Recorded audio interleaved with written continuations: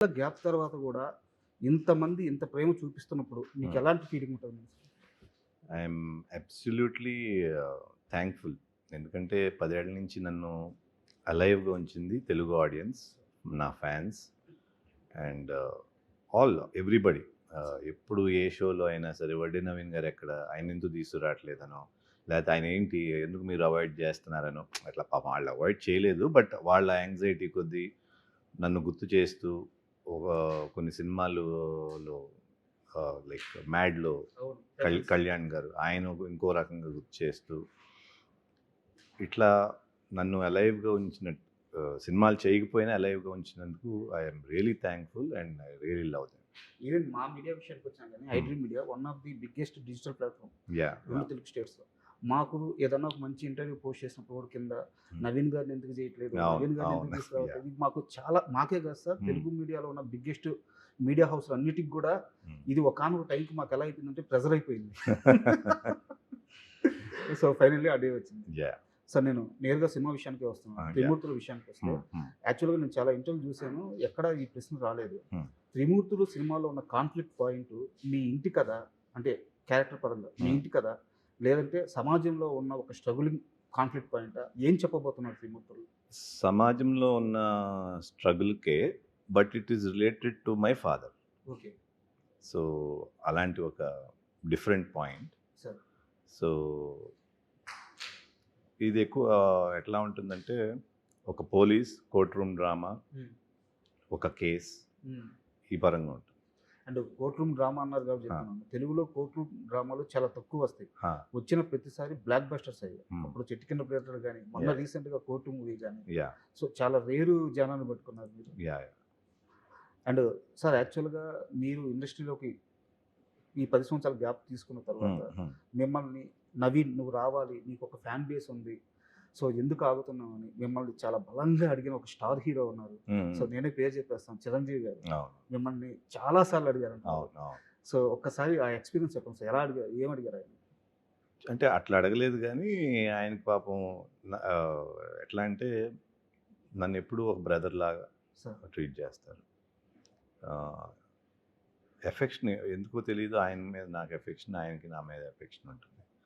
So, ఆయనకి పాపం మనసులో ఉండుంటది ఎందుకు చేయట్లేదు ఏంటి సో, అప్పుడప్పుడు ఎక్స్‌ప్రెస్ చేస్తారు గానీ, బట్ నాట్ ఆల్‌వేస్. సార్. ఆయన అట్లా కూడా ఇబ్బంది పెట్టరు. హ్మ్. అది.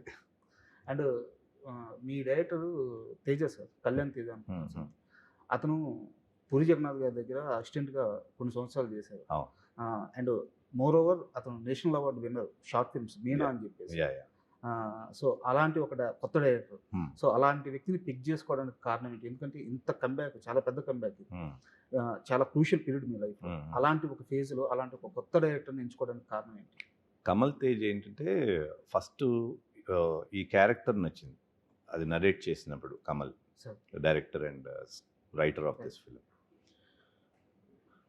ఆ క్యారెక్టర్‌ని ప్రెజెంట్ చేసిన విధానం, 'ట్రాన్స్‌ఫర్ త్రిమూర్తులు' టైటిల్ దాన్ని జస్టిఫై చేసిన విధానం చాలా బా నచ్చింది ఈ కథలో. ఓకే. అండ్ ఒకసారి ఇది ఇట్లాంటిది ట్రై చేద్దాం అన్న తర్వాత 1 ఇయర్ నాతో ట్రావెల్ చేశారు. హ్మ్. కొత్త డైరెక్టర్ ఎందుకంటే, ఆ 1 ఇయర్ ట్రావెల్‌లో 1 year is a long time గదా! ఆల్మోస్ట్ రెగ్యులర్‌గా కలిసుంటాం. అతను ఏం చేయగలడు? అతని స్క్రీన్ ప్లే ఏంటి? హ్మ్. స్క్రీన్ ప్లే ఎట్లా మార్చాడు? ఓకే. ఇంకా బెటర్‌మెంట్ చేయటానికి. ఆ క్యారెక్టర్స్‌ని ఎట్లా పెర్ఫార్మెన్స్ చేసి చూపిచ్చాడు? ఇయన్నీ చూసుంటాం గదా! సార్. సో, దాంతో కాన్ఫిడెన్స్ వచ్చింది. ఓకే. యాహ్! అండ్ మీరు చాలా ఇంటర్వ్యూలో ఇప్పుడు చెప్పిందేంటంటే, నేను గ్యాప్ తీసుకునే ఫేజ్ రావడానికి కారణం ఏంటంటే, హ్మ్. నాకు నచ్చిన, నాకు కావాల్సిన క్యారెక్టర్స్ రాకపోవడము. హ్మ్. సో, ఆ సినిమాలు రాకపోవడం అని చెప్పారు. హ్మ్. బట్ ఇక్కడ నా డౌట్ ఏంటంటే, 'వడ్డే నవీన్' గారు డే 1 నుంచి కూడా సినిమా అంతా నా మీద నడవాలి, సినిమాలో నేనే కనిపించాలి హ్మ్. అన్న పర్సన్ కాదు. ఇప్పుడు హ్మ్. ఉదాహరణకి మీకు ఒక చిన్న ఎగ్జాంపుల్ చెప్తాను. హ్మ్. 'పెళ్లి' బ్లాక్ బస్టర్ మూవీ. హ్మ్. క్లైమాక్స్‌లో సుజాత గారు పృథ్వీరాజ్ గారికి విషం పెట్టి ఆ మండపంకొచ్చి అట్లా అక్షింతలు వేయంగానే హ్మ్. అట్లా నవ్వుతూ అతను పడిపోతారు. హ్మ్. ఆమె మీద ఒక బ్యాక్‌గ్రౌండ్‌లో సాంగ్ ప్లే అయ్యి ఎండ్ కార్డ్ కూడా ఆమె క్యారెక్టర్ మీదే పడుద్ది. మీద సో, పడుతుంది. ఒక సినిమా క్లైమాక్స్ మొత్తాన్ని సుజాత గారికి ఇచ్చేసారు. ఆ అవును. వయసులో మీరు. మీ అవునవును. Second movie. అవును. సో, అలాంటి ఒక నవీన్ గారికి ఆ డేర్ ఉంది మీకు ఫస్ట్ హ్మ్. నుంచి హ్మ్. కూడా. అలాంటి నవీన్ గారికి ఆ సినిమాలో ఏ లోపం కనిపించి గ్యాప్ తీసుకున్నారనేది అర్థం కాలా నాకు. అంటే ఇప్పుడు పెళ్లి ఎగ్జాంపుల్ నా హిట్ అయిన సినిమాలు ఎగ్జాంపుల్ చెప్తే, పెళ్లిలో క్యారెక్టర్ సెంట్రల్ పాయింట్ సుజాత గారు ఆ కొడుకుది, అవును అది మెయిన్ క్రక్స్. సార్. ఆ సినిమా ఆడుతుందంటే దాని మూలాన అది నచ్చితే ఆడుతుంది, లేకపోతే ఆడదు. Correct sir. సరే దాని మూలాన మనకు పేరు రావచ్చు, నేను కూడా యాడ్ అవ్వచ్చు, అది వేరే విషయం. First cinema is important, then character. So నేను అప్పుడు ఫ్రెష్ కాబట్టి నాకు అంత ఎక్స్పీరియన్స్ లేదు, అంతంత పర్ఫామ్ చేయగలను కూడా నాకు కొంత ఎక్స్ప్లోర్ అయితేనే కదా తెలిసేది. సార్. సో అట్లా ఉండేది. దెన్ తర్వాత మన సిచ్చుడు, స్నేహితులు ఇవన్నీ కొంచెం నార్మల్ క్యారెక్టర్స్ లాగా వచ్చింది. ఈ చేస్తూ ఉండగా చాలా బాగుంది వచ్చింది. అక్కడ మళ్ళీ క్యారెక్టరైజేషన్ మీద ఇంపార్టెన్స్తో అది చేయటం, అట్లా 1 by 1 ఇవాల్వ్ అవటం అయింది. అగైన్ నా ఊపిరి వచ్చేటప్పటికి మొత్తం ఈ క్యారెక్టర్దే ఉంటుంది, but it's entirely different character. So అట్లా ఎన్నుకోవటం జరిగింది. సో అంటే అలాంటి ఒక ప్రయాణం తర్వాత లాస్ట్కి వచ్చేలేకే మీ మనసుకు నచ్చలేదా? ఇప్పుడు ఈ క్యారెక్టర్లు చెప్పాను కదా, ఇట్లాంటి క్యారెక్టర్లు మళ్ళీ ఇంకా రా, మళ్ళీ హీరోగా వస్తున్నాయి, క్యారెక్టర్ ఆర్టిస్ట్గా వచ్చినాయి ఇన్ బిట్వీన్. బట్ వాటిల్లో నాకు పర్ఫామ్ చేయడానికి కానీ యాంగ్జైటీ అండ్ ఇంట్రెస్ట్ క్రియేట్ అవ్వాలి. బట్ సినిమాని వదలడం అంత ఈజీయా సార్? అంటే మీకు ఒక చిన్న ఎగ్జాంపుల్ చెప్తాను. జీవితంలో అన్నీ ఉన్న ఒక కుర్రాడు, ఈవెన్ బీటెక్ చదివేటప్పుడు కూడా ఒక సొంత కారు వేసుకొని సొంత కారులో తిరిగే ఒక కుర్రాడు, యాక్టర్ అవ్వాలని నిర్ణయించుకున్న తర్వాత ఒక బిల్డింగ్లో టాప్లో ఒక రూమ్ మొత్తం తనకి డ్యాన్స్కి యాక్టింగ్కి కేటాయించేసుకున్న ఒక కుర్రాడు, సినిమాని అమితంగా ప్రేమించే రెయిన్బోలు ప్రాక్టీస్ చేసిన ఒక కుర్రాడు, 10-12 ఏళ్ళ కెరీర్ గ్రాఫ్లో 30కి పైగా సినిమాలు చేసిన ఒక కుర్రాడు, సినిమాని వదిలేయడం అంత ఈజీయా? చాలా కష్టం, చాలా కష్టం. కానీ ఎంత కష్టమైనా నాకేమనిపించిందంటే, ఒకటి నాకు ఇంట్రెస్ట్ క్రియేట్ అవ్వకపోవటం, ఇది అలాంటి సబ్జెక్ట్స్ రాకపోవటం. ఇంకోటి ఎన్నిసార్లని ఆడియన్స్ని డిసప్పాయింట్ చేస్తాం. సార్. మన ప్రేక్షకులు ఉన్నారు, తెలుగు ప్రేక్షకులు, ఫ్యాన్స్ ఉన్నారు. ఉట్టి ఫ్యాన్స్ అనే కాదు, సినిమా చూసే ఎవళ్ళైనా సరే అందరూ హీరోలు ఫ్యాన్స్ కూడా చూస్తారు సినిమా అనేది, అదేమి నా ఫ్యాన్సే చూస్తారని లేదు. బట్ ఎన్నిసార్లు డిసప్పాయింట్ చేస్తాం, వాళ్ళు ఎన్నిసార్లు థియేటర్కి పంపించి బోర్ కొడుతున్నాడు అని ఎన్నిసార్లు అనిపించుకుంటాం అనేది ఒక ఫ్యాక్టర్. అట్లాగే ప్యారలల్గా ప్రొడ్యూసర్స్కి డబ్బులు పోతాయి. ఎవరైనా డబ్బులు పోతే అది కష్టమే వాళ్ళకి, అది కొంచెం పెద్దది. సో ఈ 3 ఫ్యాక్టర్స్ ఉన్నాయి. సో ఇట్లా ఎందుకు చేయటం, నేను మళ్ళీ చేస్తే అట్లీస్ట్ నాకు కాన్ఫిడెన్స్ ఉండాలి, లేదా వాళ్ళకి కాన్ఫిడెన్స్ ఉండాలి, డైరెక్టర్ ప్రొడ్యూసర్కి. అట్లా కూడా ఛాన్సులు ట్రై చేసాం. సరే నేను చెప్పేవాడిని చేయటం అవసరమా, ఇదేమో వర్కౌట్ అవుతుందా లేదా అని. లేదు మాకు కాన్ఫిడెన్స్ ఉంది. ఓకే, మీ కాన్ఫిడెన్స్ ఉన్నప్పుడు మీ కాన్ఫిడెన్స్ మేబీ మీది కూడా అవ్వచ్చు కదా అని అట్లా కొంత ట్రావెల్ చేయడం జరిగింది. దెన్ ఒక పాయింట్లో ఇంక ఇది ఇట్లా వర్కౌట్ అవ్వదని చెప్పేసి కంప్లీట్గా కష్టమైనా కూడా దిస్ ఈజ్ రిక్వైర్డ్ అనిపించింది. ఈ గ్యాప్లో ఆ పెయిన్ని ఎలా తీసుకున్నారు సార్? అంటే వేరే వైపుకి లైఫ్ని షిఫ్ట్ చేశారా, వేరే వ్యాపకాల్లో పడిపోయారా, లేదంటే ఆ పెయిన్ని ఎలా క్యారీ చేయగలిగారు? Pain it is almost everyday ఉంటుంది. సినిమా ఏంటి అట్లా అని ఉంటుంది, మళ్ళీ మన లైఫ్లో మనం వెళ్తానే ఉంటుంది. అంటే బ్యాక్ ఆఫ్ ద హెడ్ అది ఉంటుంది, మన లైఫ్లో వెళ్తానే ఉంటుంది. ఎప్పటికీ ఆ ఫుల్ఫిల్మెంట్ రాదు. ఆ 10 ఏళ్లలో మంచి ఫ్యామిలీ ఉంది, అన్నీ ఉంటాయి, బట్ ఆ ఫుల్ఫిల్మెంట్ అనేది మీరు అన్నట్టు ఒక ఆర్టిస్ట్కి మంచి సినిమాలు చేయాలనే తపన ఉన్నప్పుడు అది రన్ అవుతానే ఉంటుంది మైండ్లో. మనం ఎంత హ్యాపీగా ఉన్నా అక్కడ అది ఉంది కదా అని ఒక చిన్న వెల్త్ అయితే ఉంటుంది. అంటే ఎందుకు అడిగానంటే సార్, మీ గురించి తెలుసుకునేటప్పుడు హీరోగా అవ్వాలని మీరు ఫిక్స్ అయిపోయిన తర్వాత అంత ఈజీగా మీకు ఆ ట్రాన్సాక్షన్ జరగలేదు, హీరో అవ్వడం. సో మీరు ప్రాక్టీస్ చేస్తూ నైట్స్ పైన లైట్ వేసుకుని మీరు ప్రాక్టీస్ చేస్తూ రెయిన్బోలు కష్టపడింది కూడా తెలుసుకున్నాను అనమాట. సో సినిమాని అంత ప్రేమించిన వ్యక్తి కాబట్టి. సినిమా అంటే నాకు చాలా చాలా ఇష్టం సార్. నేను యాక్టర్ని అవ్వాలనేది నాకు బిగ్గెస్ట్ ప్యాషన్. అట్లాగే వచ్చాను నేను సినిమా. మా ఫాదర్ ప్రొడ్యూసర్ అనో లేకపోతే ఊరికనే అవకాశాలు వచ్చేస్తాయనో రాలా. యాక్చువల్గా మా ఫాదర్ ప్రొడ్యూసర్ అయినప్పటికీ మా ఫస్ట్ సినిమా మేము రిలీజ్ చేయలేదు. బయట నుంచి ఆఫర్స్ వచ్చి మళ్ళీ దాని నుంచి రావటం జరిగింది. So there were lot of difficulties, pain ఉండింది, బట్ అచీవ్ చేయాలనే సంకల్పం మటుకు చాలా స్ట్రాంగ్. ఆ సంకల్పమే వాళ్ళ ఇప్పటి వరకు తీసుకొచ్చింది. కరెక్ట్ టైంకి వస్తున్నారు సార్, ఎందుకంటే ఆడియన్స్ మైండ్ సెట్ మారింది. ఇప్పుడు మీరు ఎప్పుడైతే సినిమాలకి బ్రేక్ ఇచ్చిన సమయం ఉందో అప్పుడు ఒక ఫ్యాక్షన్ మూవీస్ లేదా యాక్షన్ మూవీస్ ఇలాంటివి స్టార్ట్ అయిన పీరియడ్. బట్ ఇప్పటికి వచ్చేలేకే ఓటీటీలు వచ్చేసింది, కంటెంట్ బేస్డ్ కథలు చూస్తున్నారు, క్యారెక్టర్ బేస్డ్ కథలు చూస్తున్నారు. మన లాంగ్వేజ్ కాకపోయినా బయట నుంచి వచ్చిన సినిమా అయినా సరే ముక్కు మొహం తిరిగిపోయినా సరే కథ బాగుంటే చూస్తున్నారు. సో మీ సినిమాల్లో ప్రతి సినిమాలో కథ అద్భుతంగా ఉంటూ వస్తుంది. సో కరెక్ట్ టైంలో కరెక్ట్ డెసిషన్ తీసుకున్నారు అనిపిస్తుంది. Thank you so much. And త్రిమూర్తుల విషయానికి వస్తే నా దగ్గర ఒక సరదా క్వశ్చన్ ఉంది. హీరోయిన్ పేరు రాశి సింగ్ కదా, మిమ్మల్ని రాసి వదిలేటట్లేదు. వదలట్లా. రాసి ఉండాలి కదా. అండ్ సో హీరోయిన్ గురించి చెప్పండి సార్, ఎలా పిక్ చేసుకుంటారు? Heroine she's very professional, producers, actor. Sir అమ్మాయికి వేరే సెట్కి వస్తే వేరే మైండ్లో ఉండదు. క్యారెక్టర్ పని చేసుకోవటం సరదాగా ఉంటుంది. సరదాగా ఉంటుంది. అది కూడా టు మేక్ కంఫర్టబుల్గా అందరికీ. ఈగో ప్రాబ్లమ్స్, హై హెడెడ్నెస్ ఇవన్నీ ఏమి ఉండవు. Performer, she's an excellent performer. నా ఉద్దేశం నా అమ్మాయికి ఏ క్యారెక్టర్ ఇచ్చినా బాగా చేయగలదు. బట్ మంచి క్యారెక్టర్స్ పడాలి కదా ఎవరికైనా. అండ్ ఎలాగో రాశి గారి ప్రస్తావన వచ్చింది కాబట్టి, సో రాశి గారితో మీరు అద్భుతమైన సినిమాలు చేశారు. సో ఇప్పుడన్నా ఈ గ్యాప్లో కానీ ఈ మధ్యకాలంలో కానీ ఎప్పుడన్నా మీరు నటించిన హీరోయిన్స్ని కానీ హీరోస్తో కానీ కలవడం కానీ మాట్లాడడం కానీ ఎప్పుడన్నా ఎవరితో ఎక్కువ ఫ్రీక్వెంట్గా కలుస్తారు?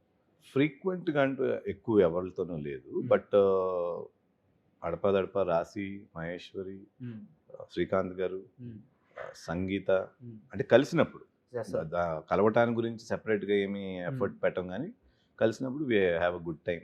మొన్న కూడా ఒక షోకి వెళ్తే శ్రీకాంత్ గారు, రాశి, లయ వీళ్ళందరూ ఉన్నారు. చాలా బాగా అనిపించింది. మళ్ళీ మన హోమ్కి మనం వచ్చాము, మన ఇంటికి వచ్చామన్న ఫీలింగ్ అనమాట. ఆ జ్ఞాపకాలన్నీ జ్ఞాపకాలు. అండ్ మోర్ ఓవర్ నాకు ఫస్ట్ నుంచి కూడా మీ సినిమాల్లోనే ఎందుకు సార్ పాటలు అద్భుతంగా ఉంటాయి అంటే వాటికి లైఫ్ టైము అలా ఉండిపోతాయి అన్నమాట. వాటికి ఎక్స్పైరీ డేట్ ఉండదు మీ పాటలకి. ఒకటి, ఆ రోజుల్లో మ్యూజిక్ ఇస్ మీకు తెలుసు కదా, చాలా మంది పాటలు కూడా ఆ రోజుల్లో పాటలు చాలా బాగుంటాయి. నెక్స్ట్ నా పాటలు మటుకు ఎందుకు బాగుంటాయి అంటే లక్. ఎందుకంటే నా ప్రొడ్యూసర్స్, డైరెక్టర్స్ నాకు అట్లాంటి పాటలు ఇచ్చారు కాబట్టి నేను చేసింది ఏం లేదు. So I'm lucky that. And ఈ మధ్యకాలంలో రిలీజ్ అయిన సినిమాల్లో ఒక సినిమా మాత్రం అంటే మీకు పడుంటే మీ క్యారెక్టర్కి మీకున్న ఈ ఫాలోయింగ్కి, ఫ్యాన్ ఫాలోయింగ్కి కరెక్ట్గా మ్యాచ్ అయ్యే కథ అనిపించింది నాకు మనశంకర్ వరప్రసాద్ సార్. ఓకే. అంటే ఒక ఫ్యామిలీ, ఆ ఫ్యామిలీని కాపాడుకోవడానికి ఒక లవబుల్ పర్సన్, సో ఆ బ్యాక్ ఎండ్లోని ఫ్యామిలీని కాపాడుకుంటూ, సో మీకున్న ఫ్యాన్ ఫాలోయింగ్ అంతా lady fan following, family audience, so అలాంటి ఒక కథ మనశంకర్ వరప్రసాద్ లాంటి కథ కానీ మీకు దొరికితే. నాకు చాలా నచ్చింది శంకర్ వరప్రసాద్. మెయిన్గా చిరంజీవి గారి క్యారెక్టర్, ఆయన ఆ స్థాయి నుంచి దిగి చేయటం ఉంది కదా, చాలా బాగా అనిపించింది. ఆ క్యారెక్టరైజేషన్ బాగుంది. ఎస్, డెఫినెట్లీ అలాంటి సినిమాలు వస్తే ఎందుకు వదులుకుంటాం అసలు. అండ్ మీ కెరీర్లో మీకు ఇందాక మనం సాంగ్స్ గురించి మాట్లాడుతున్నాం కాబట్టి చంద్రబోస్ గారు, సిరివెన్నెల గారు మీకు చాలా అద్భుతమైన పాటలు ఇచ్చారు. సో చంద్రబోస్ గారితో అంటే మీకు చాలా పాటలు రాశారు ఆయన. అవును. సో చంద్రబోస్ గారు అక్కడి నుంచి ఒక ఎలాంటి ఒక స్థాయికి వెళ్ళిపోయారో మీరు చూస్తాను, ఆస్కార్ రేంజ్కి వెళ్ళిపోయారు. సో ఆయన చూసినప్పుడు ఎట్లా అనిపిస్తుంది? చాలా ఆనందంగా ఉంటుంది. చంద్రబోస్ గారు ఫస్ట్ నుంచి ఏంటంటే ఆయన మాటల్లో సింప్లిసిటీ ఉంటుంది. చంద్రబోస్ గారే కాదు, సీతారామ శాస్త్రి గారు సేమ్. ఈయనది కొంచెం డెప్త్ ఉంటుంది, ఆయన సరదా ఉంటుంది. చంద్రబోస్ గారు యూత్కి బాగా కనెక్ట్ అయ్యే విధానం ఉంటుంది. సో అట్లా అంత బైక్ రావటం అంటే ఐఎమ్ రియలీ హ్యాపీ. అండ్ త్రిమూర్తుల విషయానికి వస్తేనే చాలా మంది దగ్గర నేను వినింది ఏంటంటే సెకండ్ హాఫ్ వదిలిపోయింది. యాక్చువల్గా ఆ క్లైమాక్స్ సీక్వెన్స్ ఒకటి, సెకండ్ హాఫ్ ఒకటి సినిమాకి ప్రాణం అని చెప్తున్నారు. ఎక్కడైనా సరే సెకండ్ హాఫ్ బాగుంటే సినిమా ఖచ్చితంగా హిట్ అవుతుంది. సో కాన్షియస్గా తీసుకున్న జాగ్రత్త అది, సెకండ్ హాఫ్ని ఈ విధంగా ప్యాక్డ్ లాగా చేయాలి అని చెప్పేసి.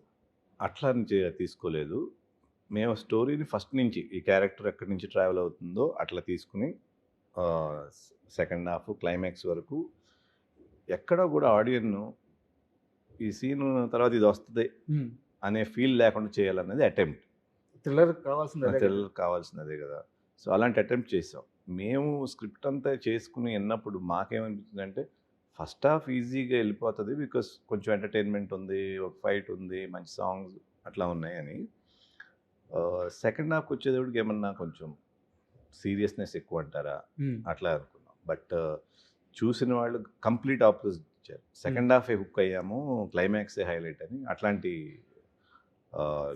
ఫీడ్బ్యాక్ వచ్చింది ట్రాన్స్ఫర్ త్రిమూర్తి. సో అది మేము ప్లాన్ చేసింది కాదు, మేము స్టోరీగా చేసుకున్నాం. కానీ ఫస్ట్ హాఫ్ బాగుంటుందా, సెకండ్ హాఫ్ బాగుంటుందా, ఏది బాగుండాలనేది మేము ప్లాన్ చేస్తుంది కాదు.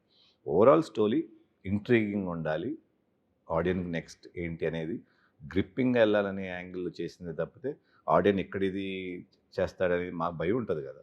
మనం ఎంత చేసుకున్నా కూడా సెకండ్ హాఫ్ ఏమనుకుంటాడో, ఆడియన్స్ ఎలా పర్సీవ్ చేస్తారు, ఒక్కోసారి సినిమాని అబ్బో చాలా హెవీగా అంటారా, అట్లా లేకుండానే చేసాం. అయినప్పటికీ ఏది ఎట్లా రిసీవ్ చేసుకుంటారు అనేది ఆడియన్స్ మనకు తెలియదు కదా. సో అండ్ ఈ సినిమాలో చాలా బ్యూటీగా అనిపిస్తుంది ఏంటంటే క్యారెక్టరైజేషన్ కానిస్టేబుల్గా తీసుకోవడం. ఎస్, ఎందుకంటే ఒక కంబ్యాక్ ఇచ్చే తర్వాత నేరుగా ఒక పెద్ద స్థాయి క్యారెక్టర్ రాసుకొని ఒక్కసారిగా ఒక మాస్ యాక్షన్ అలా తిప్పకుండా ఒక కానిస్టేబుల్ స్థాయి వ్యక్తి తనకు వచ్చిన కాన్ఫ్లిక్ట్ని ఎలా సాల్వ్ చేసుకుంటూ వెళ్ళాడని చెప్పడంలో ఒక బ్యూటీ ఉంటుంది. అవును. సో ఈ డిసిషన్ ఎలా తీసుకున్నారు సార్? ఈ డెసిషన్ ఎందుకు తీసుకున్నామంటే, నేను ఆఫ్టర్ లాంగ్ టైం వస్తున్నా, ఫస్ట్ ఫ్రేమ్లోనే ఆడియన్స్ నాతో కనెక్ట్ అవ్వాలి. ఇది కాన్షియస్గా తీసుకుంది. రాగానే వీడు ఎన్కౌంటర్ స్పెషలిస్టు లేకపోతే ఒక ఎస్ఐ క్యారెక్టర్ దిగంగానే డైనమిక్ అట్లా ఉండకూడదు. కామన్ మ్యాన్కి దగ్గరగా ఉండి ఫస్ట్ త్రిమూర్తుల క్యారెక్టర్ని లైక్ చేయాలి, స్లోగా లవ్ చేయాలి, స్లోగా అటాచ్ అయిపోవాలి అనే పాయింట్ ఆఫ్ వ్యూలోనే క్యారెక్టర్ని అండర్ డాగ్ కింద తీసుకో. అండర్ డాగ్ అంటే ఒక చిన్న కానిస్టేబుల్. ఆ కానిస్టేబుల్తో ఫాలో అవుట్ ఈజీగా ఉంటుంది అప్పుడు ఆడియన్స్కి. వీడేంటర్ ఎంత పెద్దగా ఏదో హైఫై హీరో లాగా వచ్చాడు అట్లా ఉండకూడదు. సో ఇదివరకు నా సినిమాల్లో లాగా క్యారెక్టర్ని యాక్సెప్ట్ చేయాలి. సో ఆ క్యారెక్టర్తో నవీన్ని యాక్సెప్ట్ చేయడం కాదు, క్యారెక్టర్తో నవీన్ని యాక్సెప్ట్ చేయాలనేది అటెంప్ట్. నన్ను మీరు క్యారెక్టర్ అన్నారు కాబట్టి మీది మనసిచ్చి చూడే సినిమా ఉంటుంది సార్.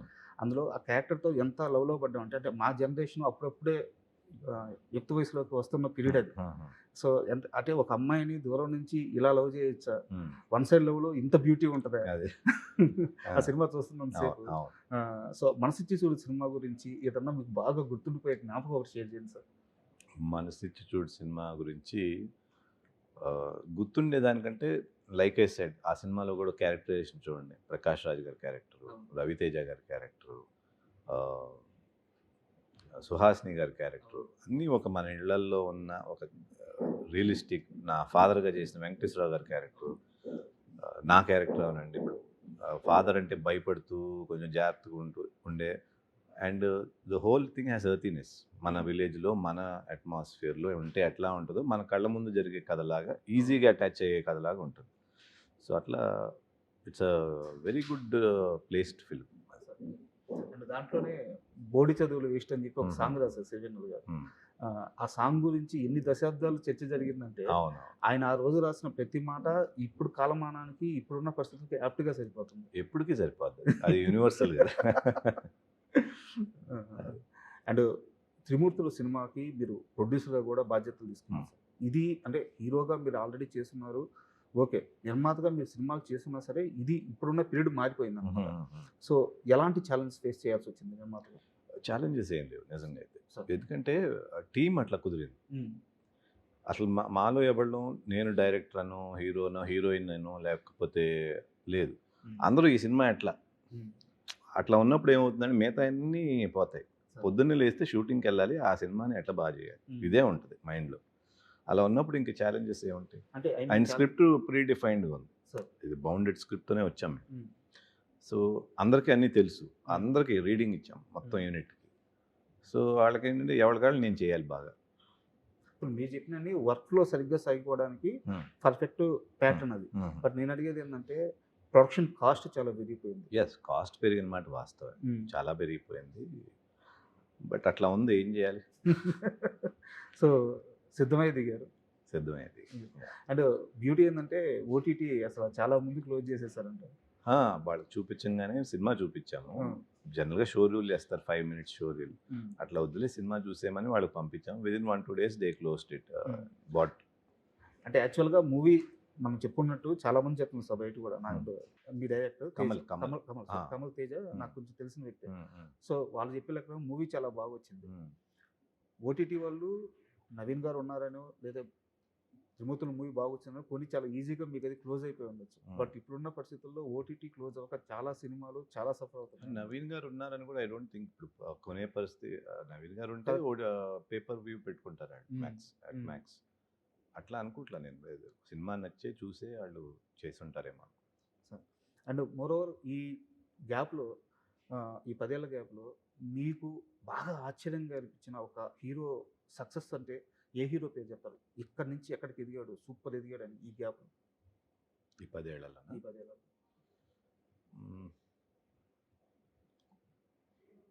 అల్లు అర్జున్. అల్లు అర్జున్. ఎందుకంటే పుష్ప ఎక్స్పెక్ట్ చేయలేదు కదా అంత బ్లాస్ట్ అవుతుంది. సార్. ఇప్పుడు బాహుబలిలో ప్రభాస్ గారిది ఎక్స్పెక్టెడ్, వాళ్ళు తీసిందే పెద్ద స్కేలు, గ్లోబల్ మూవీ కిందే తీశారు. సార్. అండ్ ఎనీవేస్ అలాంటి ఎక్స్పెక్టేషన్ కూడా ఉంది రాజమౌళి గారి మీద. పుష్ప అనేది వాళ్ళు పాపం తెలుగు సినిమాగా తీసుకున్నారు, అది బ్లాస్ట్ అయ్యి వరల్డ్ స్టేజ్లోకి వెళ్ళింది. So that is a very good surprise. And Peddi చూసారా సార్? పెద్ద ఇంకా చూడలేదు.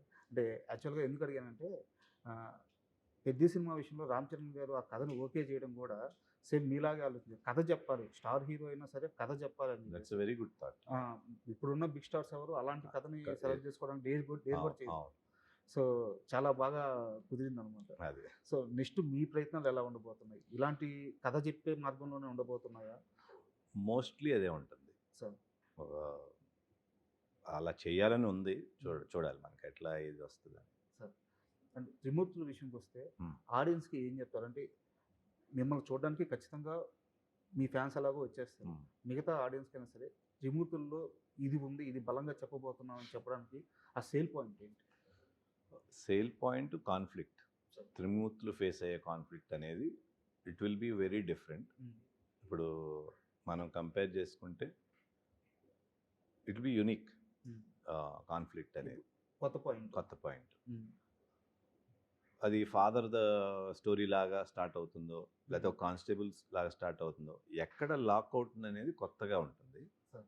ఆ కాన్ఫ్లిక్ట్ నుంచి ఎండ్కి వెళ్ళే వరకు ఏమవుతుందని యాంగ్జైటీ ఉంటుంది. అట్లా మేము డిజైన్ చేసాం. సో అదే ఆడియన్స్ కూడా ఫీల్ అయితే మటుకి it will be very nice. And నాకు తెలిసి మీ ఫాదర్ గారు చనిపోయిన తర్వాత మీరు తీస్తున్న ఫస్ట్ మూవీ. ఒకవేళ కానీ నాన్నగారు ఉంటే చాలా హ్యాపీగా ఫీల్ అయ్యేవారు. 100% చాలా హ్యాపీ. ఆయనకి అంటే ఒక సింహం అని చెప్తారు ఆయన్ని. అంతే. ఆయనకి నచ్చిన పని నచ్చినట్టు, అంటే ఆయన లాభ నష్టాల గురించి చూసుకునేవాళ్ళు. తీసిన సినిమాలు కూడా మామూలు సినిమాలు. సినిమా అంటే ఫ్యాషన్ ఉంటుంది. ఫ్యాషన్. మీలాంటి ఒక స్టార్ హీరోని కొడుకుగా పొందారు, ఎంత ఆనందం పొందుంటారు. డెఫినెట్గా. సో ఈ రోజు ఉండుంటే ఏం మిస్ అవుతున్నారు నాన్నగారు? ఆయన ఎంత హ్యాపీగా ఉండేవారు అనేది అది ఒకటి మిస్సింగే ఉంటుంది ఎట్లయినా సరే. అంటే సినిమా అవుట్కమ్ అనేది ఇంకా ఆడియన్స్ చెప్పాలి, బట్ ఈ సినిమాని ఎట్లా తీసావు నువ్వు అనేది ఆయన చూసుంటే ఇంకా బాగుండేది. సార్, అండ్ మీ అబ్బాయి ఈ సినిమా ప్రెజెన్స్ అనగానే కొంచెం అందరికీ ఇంట్రెస్ట్ క్రియేట్ అవుతుంది. సో ఫ్యూచర్ ప్లాన్స్ ఏమైనా ఉన్నాయా సార్? ఇప్పటికైతే ఏమీ లేదు, బట్ ప్రెజెంట్ ఒడే జిష్ణు ప్రెజెంట్స్ అని వేసాము. So let us see. Sir thank you very much sir. Thank you so much.